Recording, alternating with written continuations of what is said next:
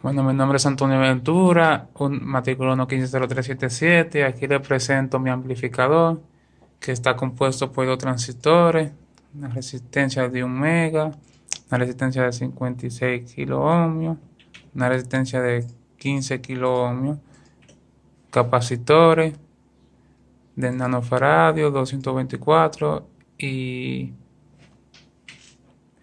un capacitor de 2.4 microfaradios.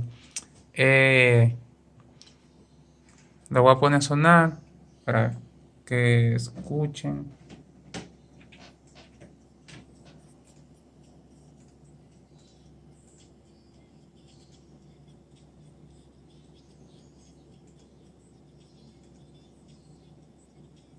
No sé si se escucha bien ahí, pero aquí es el sonido que está.